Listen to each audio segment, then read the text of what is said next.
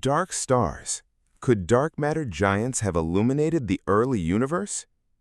In the depths of the early universe, sources have been discovered that appeared almost at the very beginning of cosmic history, but were already shining with unexpected power.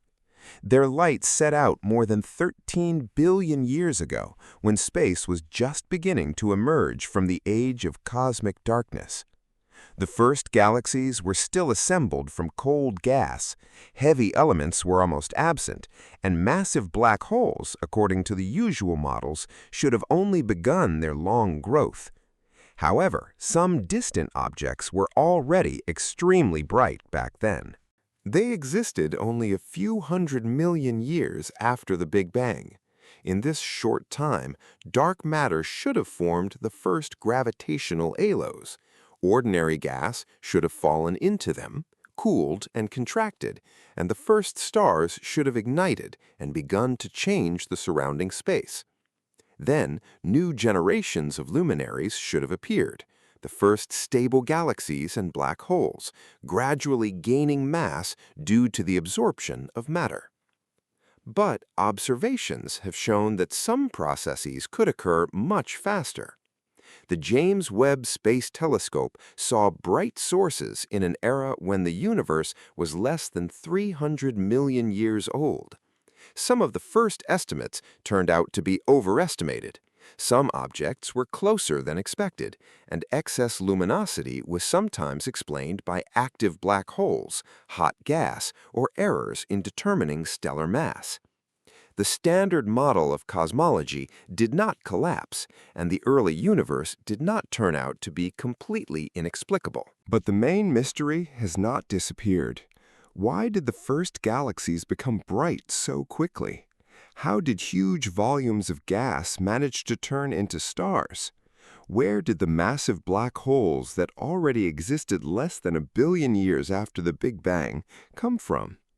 In order to grow to hundreds of millions and billions of solar masses, they needed to absorb matter almost continuously at an extremely high rate. Even under the most favorable conditions, time could not be enough. It is possible that some of the first black holes did not start their growth with a few solar masses. Perhaps their predecessors were giant objects capable of reaching thousands, tens of thousands, and even hundreds of thousands of solar masses before collapse. They could shine brighter than ordinary stars, but they did not get their main energy from thermonuclear reactions. Their existence has not yet been proven. They are called dark stars. The name sounds like we are talking about cold and invisible objects, but the supposed dark stars must have been extremely bright. Some models allow for a luminosity millions or even billions of times higher than that of the sun. It was not their light that was dark, but the source of energy hidden within. An ordinary star supports itself by thermonuclear fusion. Under enormous pressure and at a temperature of millions of degrees, hydrogen nuclei combine to form helium. Part of the mass is converted into energy that creates internal pressure. This pressure resists gravity and prevents the star from instantly contracting under its own weight. The dark star could have existed differently. In its interior, energy could be released during the annihilation of dark matter particles. If such particles collided with each other, their mass turned into other particles and radiation. Some of the energy left the object almost unhindered, but a significant proportion could be absorbed by the surrounding gas and heated it. Thus, a heat source appeared inside the contracting cloud even before the launch of full-fledged thermonuclear fusion. A dark star would consist almost entirely of ordinary matter, hydrogen and helium. The amount of dark matter inside could be tiny compared to the total mass of the object, but annihilation converts mass into energy much more efficiently than the thermonuclear combustion of hydrogen. Therefore, even an extremely small number of particles could theoretically be enough to stop further collapse and support a huge star. To understand how this could happen, you need to go back to an era when there were no stars in the universe.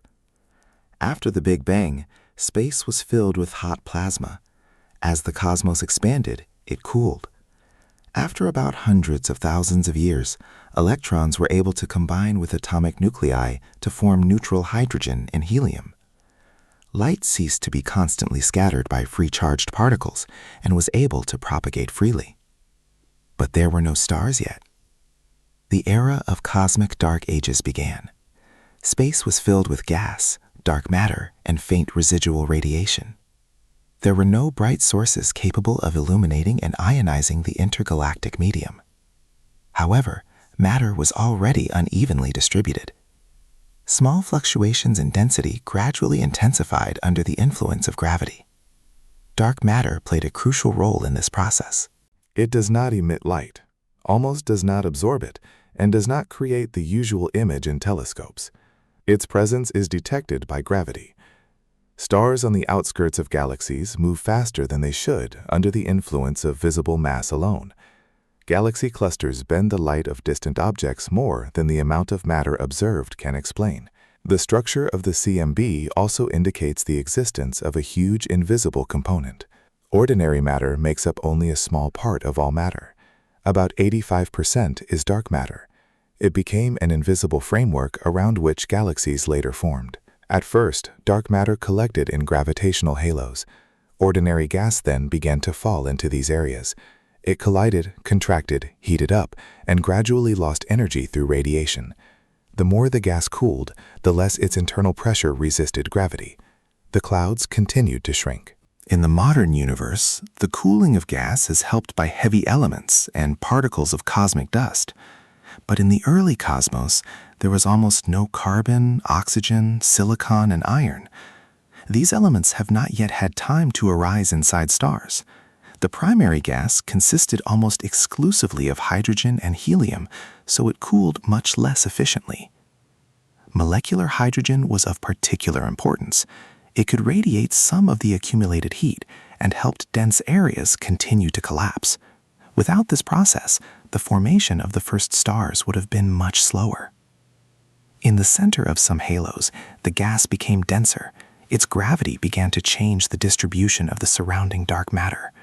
Particles of invisible matter could be concentrated closer to the center, along with the collapsing cloud. The collapse was slowing down.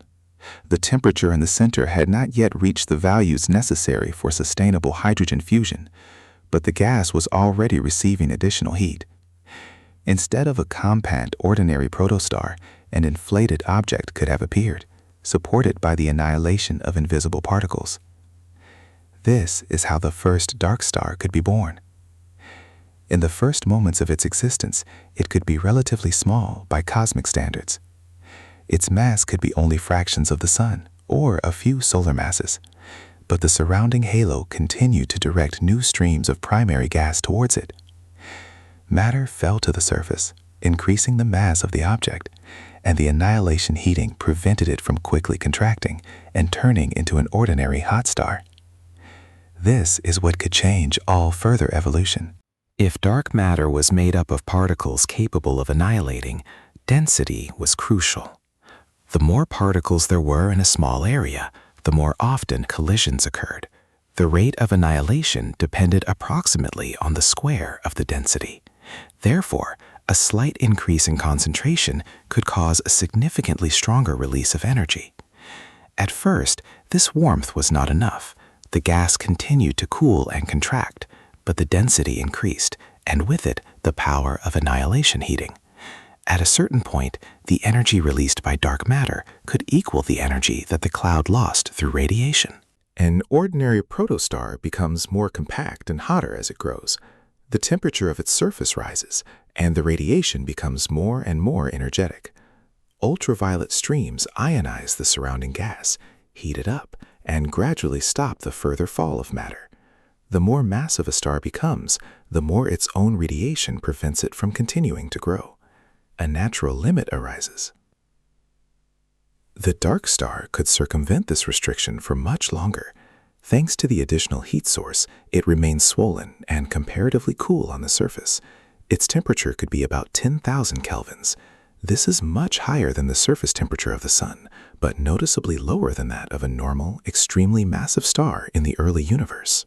Such an object emitted less harsh ultraviolet radiation, which could completely ionize the surrounding gas.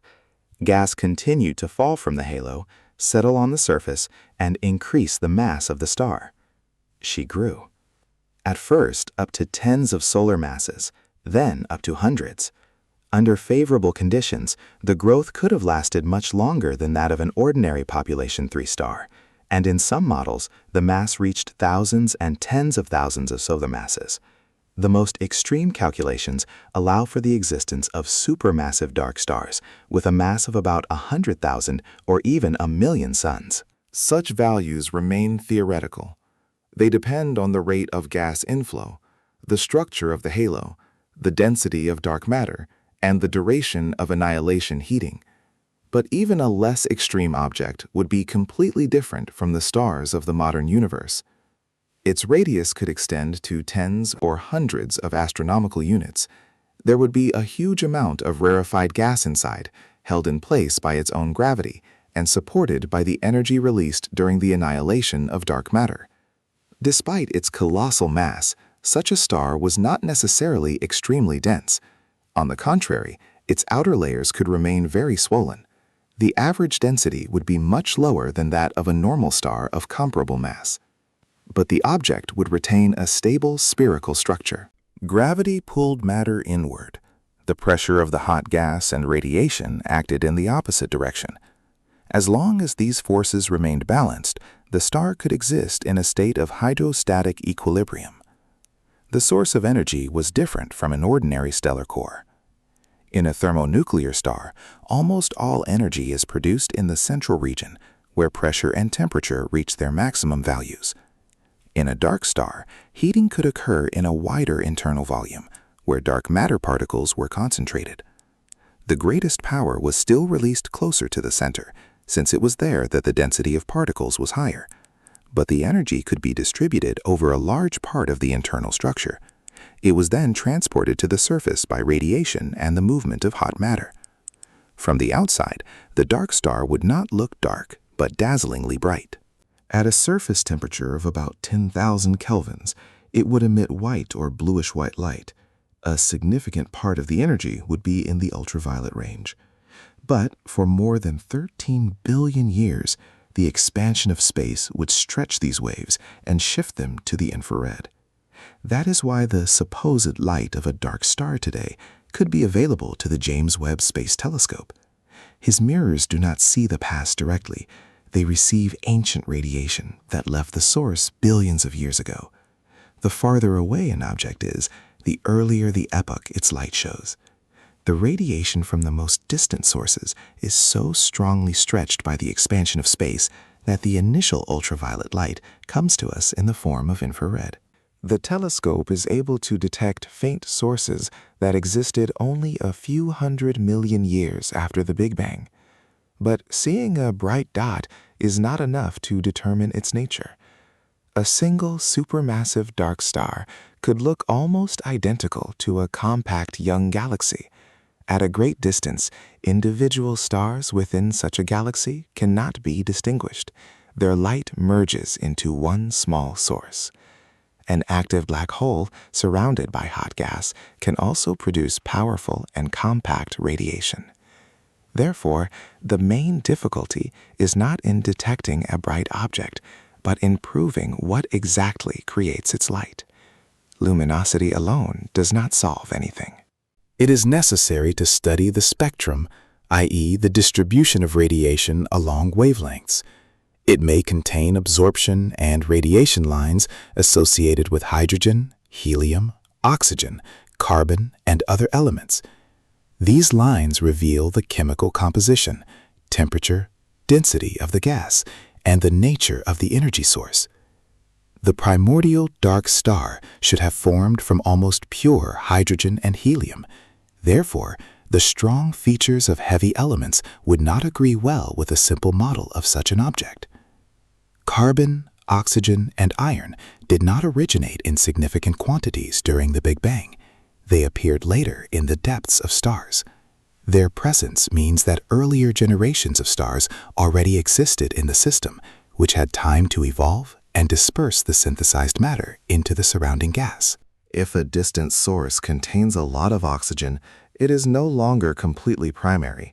This does not necessarily rule out the presence of an unusual star inside it, but then we are not talking about a lone giant originating in a pristine primordial halo, but a more complex system where a dark star could exist along with the normal stellar population, gas, and possibly a growing black hole. Such a scenario is much more difficult to confirm. In a mixed spectrum, light from different components is superimposed on each other. Young, massive stars produce strong ultraviolet radiation. Gas clouds form bright emission lines. An active nucleus adds its own continuous spectrum and the emission of highly ionized atoms. A possible dark star signal could completely dissolve among these components. Therefore, signs are needed that would be difficult to explain by an ordinary galaxy or an active black hole.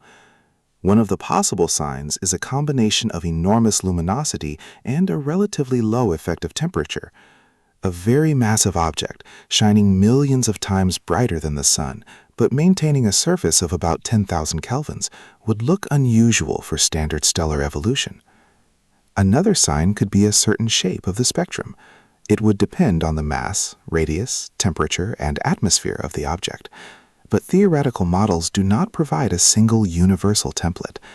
Different assumptions about dark matter particles and the internal structure of the star lead to different predictions. Helium lines attract special attention. In some models of dark stars, a characteristic line of ionized helium, He2, with an initial wavelength of about 1640 angstroms may appear, but even its discovery would not be definitive proof.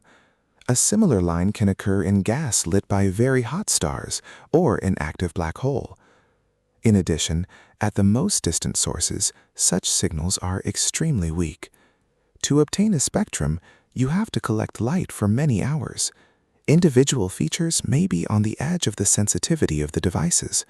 Minor changes in data processing can strengthen the weak line or make it disappear.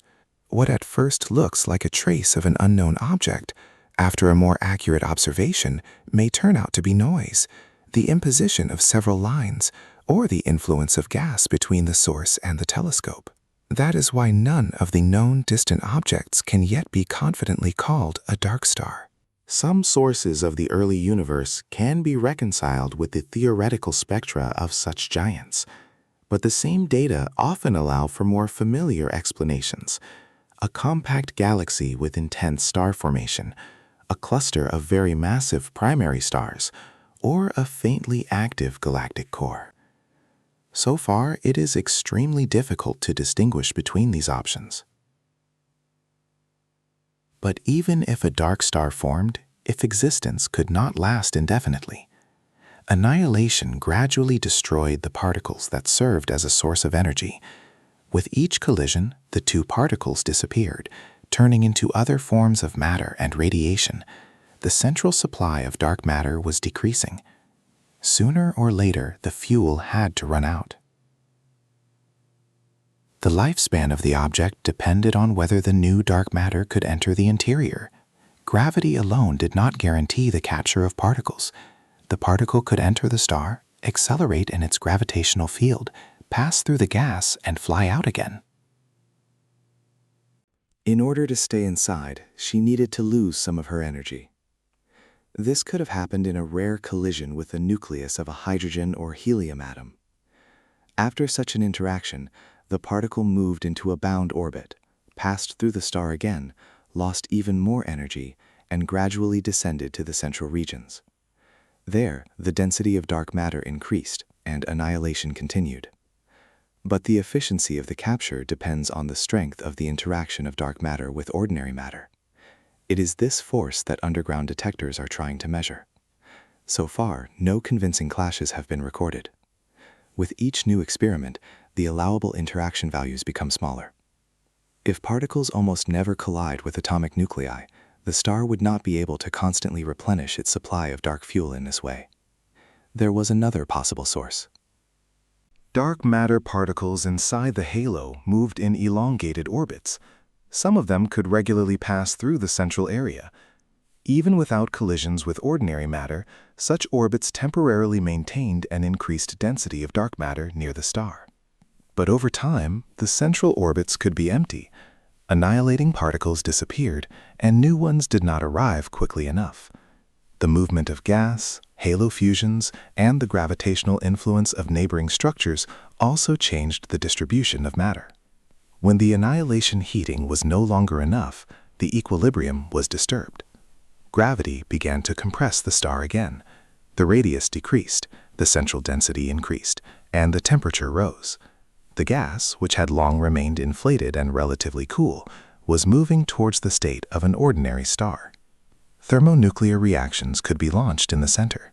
For some time, the object received energy from two sources at once. Residual annihilation continued to heat the inner regions, and hydrogen fusion became more powerful.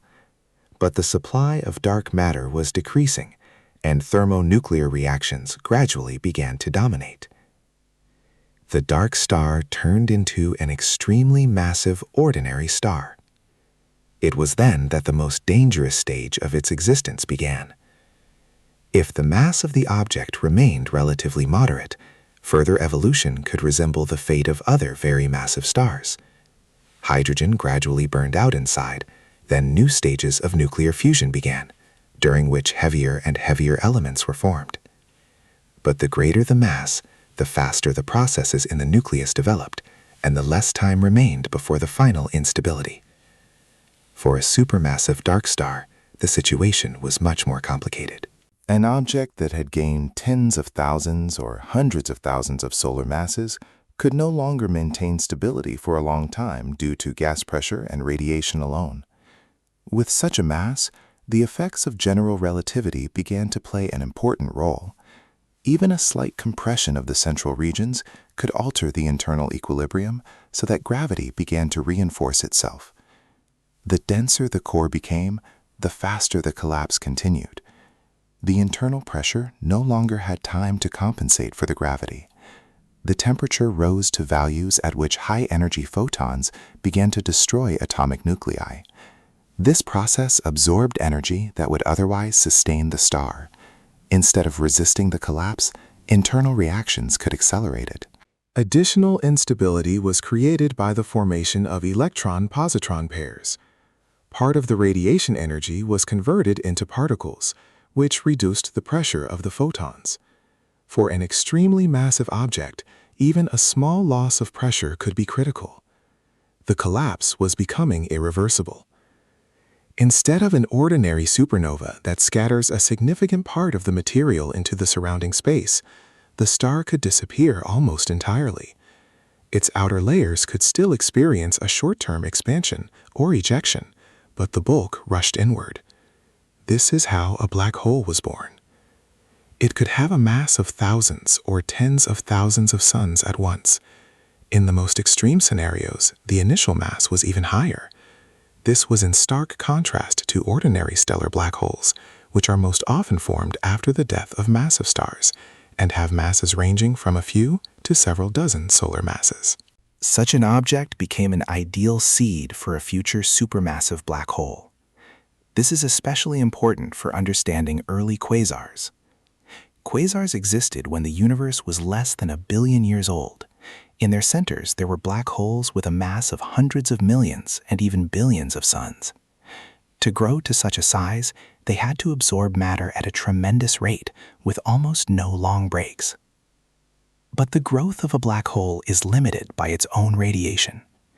Gas falling towards the event horizon forms a red-hot accretion disk. Matter moves faster and faster, heats up, and emits powerful radiation. This radiation presses on the new gas rushing inward and can slow down further accretion. There is a limit at which the radiation pressure approximately balances to gravitational attraction.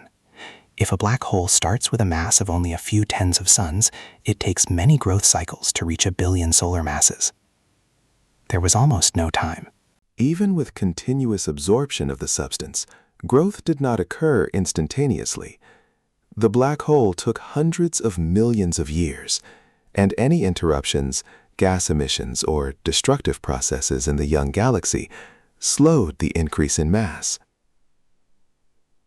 If the initial black hole already had tens of thousands of solar masses, the task became much easier. She needed to go through fewer stages of growth. It could have reached the mass of an early quasar without constantly violating physical constraints. Therefore, the dark star hypothesis is attracting attention not only as a possible explanation for unusual luminous objects, but also as a way to create the first giant black holes. However, this is only one of the possible scenarios. Massive seeds could have arisen without dark stars. Huge gas clouds could sometimes collapse almost entirely without breaking up into many ordinary stars. This required conditions under which the cooling of the gas was limited, and the molecular hydrogen was destroyed by the intense radiation of neighboring sources. Then the gas retained a high temperature and did not fragment into small clumps. Instead of a star cluster, a single supermassive object formed, which then collapsed into a black hole. Another option is associated with dense star clusters. In their centers, the stars could constantly approach, collide, and merge. The mass of the central object increased rapidly until it became unstable and turned into a black hole. Prolonged accretion faster than the standard limit is also possible. If the radiation did not have time to leave the dense stream of matter freely, it was locked inside and carried away to the black hole along with the gas.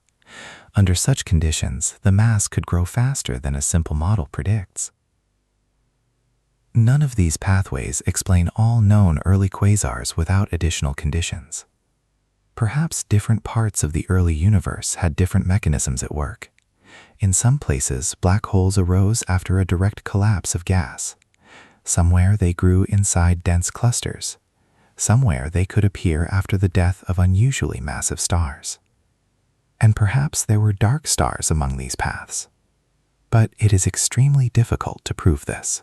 Even if such a star left behind a massive black hole, it could have existed for a relatively short time. After the collapse, the direct trace of her internal energy source disappeared. Only the black hole remained, which is indistinguishable from an object of the same mass that arose in a different way.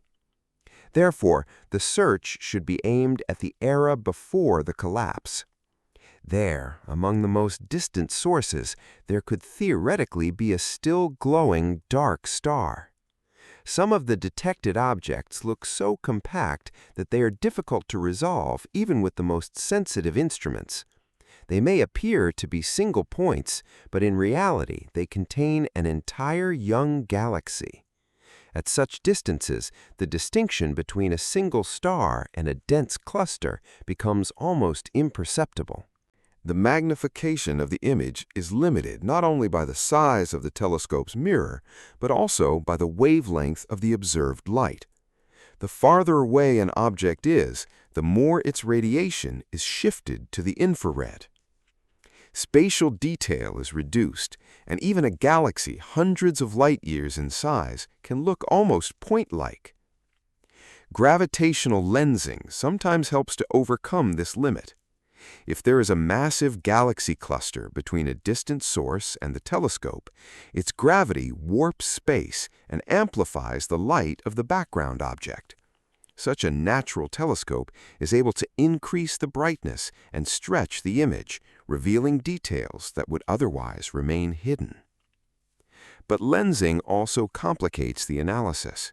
To determine the real luminosity and size of the source, it is necessary to know exactly the distribution of mass in the cluster in the foreground. A small error in the lens model can lead to an incorrect magnification estimate. The object may appear much brighter or more compact than it really is. Even the spectrum does not always give an unambiguous answer. The gas around the source absorbs some of the light. The intergalactic medium also changes the spectrum, especially in the early universe, where a significant proportion of hydrogen was still neutral. Some lines disappear, others weaken or shift. Extra light can come from nearby stars, hot gas, and the black hole's accretion disk. All this creates a complex mixture from which it is necessary to isolate the intrinsic radiation of the putative dark star. Therefore, one unusual feature is not enough. A whole system of coincidences is needed.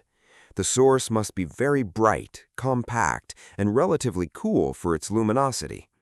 There should be no strong signs of a mature stellar population or large amounts of heavy elements in its spectrum. It is also important to exclude the active core, which can mimic almost any unusual luminosity.